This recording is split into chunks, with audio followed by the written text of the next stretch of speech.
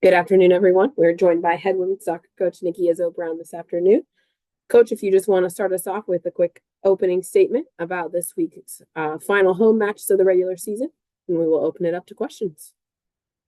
Super excited to be home. The road trip. It's always nice when you're going to be home that following week, and these are going to be two huge games for us, and big celebration of our seniors on Sunday. So a lot going on this week. So excited that we are home. Great. We will start things off today with Ryan Decker. Coach, how are you? I'm good. How are you, Ryan? I'm good, thanks. So let's just get it out of the way, I guess. 400 wins for you in this program. What does that mean to you specifically? And I guess just that 400 round number. I mean, does that mean a lot to you? Is that something that you celebrate, or you just kind of keep moving on? Well, first and foremost, it's all about the players, the coaches, the staff, administrators that have all made it happen. It's never just about one person, but it's a big number. And I think it's always hard to celebrate those milestones because Texas Tech is the most important game right now. But yeah, I mean, I'm hopeful that we'll get out and celebrate that. But more importantly, it just brings back so many important people in my life that I've had the pleasure to work with. Michael Griffith, you can go ahead. Awesome. Thanks, guys. So obviously you just said Texas Tech is the most important game, but just looking back at this weekend, give me your take on your team's response on Sunday after the game on Thursday and just what that meant for you guys. This league and the parity of this league is so hard. And I told the team we're it's not a sprint, it's a marathon. And what's so important is, when you win, it doesn't necessarily make you a winner, and when you lose, it doesn't necessarily make you a loser. It's just how you respond the next day and how you get better. So after that TCU loss, we really wanted to check what we needed to do to be better on Sunday, and it was a huge laser focus how the team responded to a very, very good Baylor team. So I was so impressed with the performance, and not only to get a clean sheet on the road, but also to find the back of the net on a team like Baylor.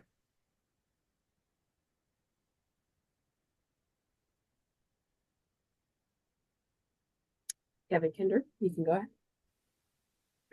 Coach, when we talked with you at the start of the season, you had a lot of unknowns. Obviously, where's scoring coming from? How are certain pieces going to fit together?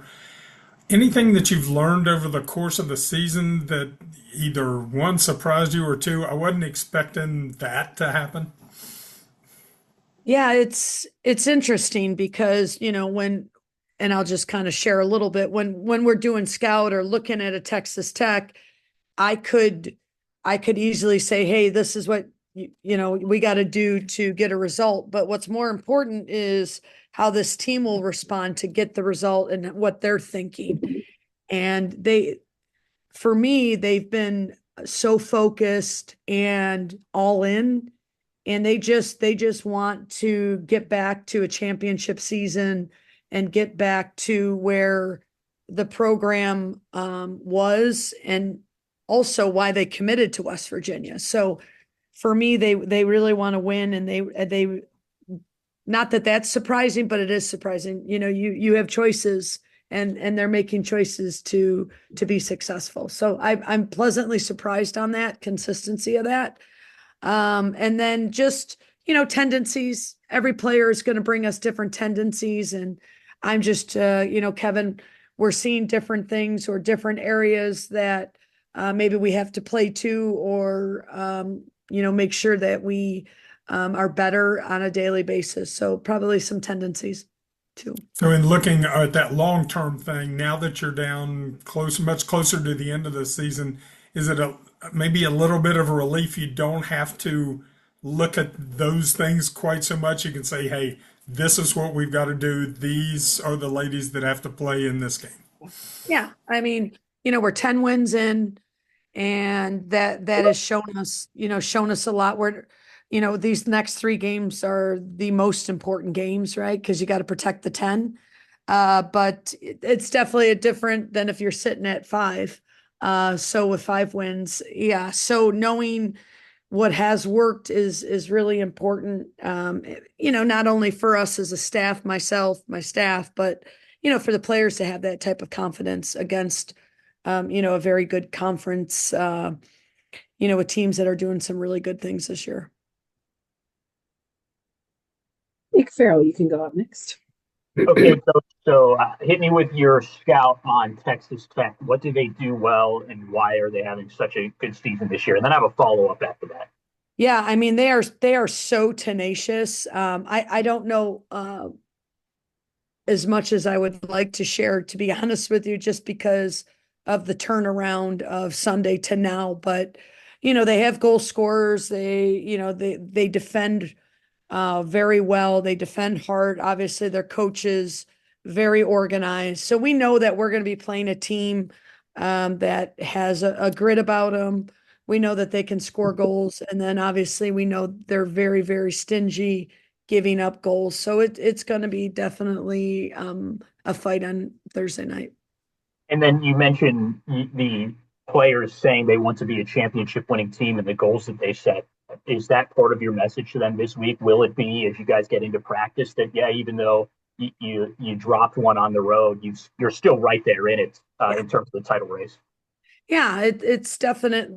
And listen, I'm going to be very honest with you. They're way smarter than me. These kids know everything, goals against, and that's fun to have when the team is so focused and want to make sure that they can still control their own destiny. So, and again, it's a heavy senior class, so they have a very good understanding of what's ahead of them and what we still can do win in the regular season.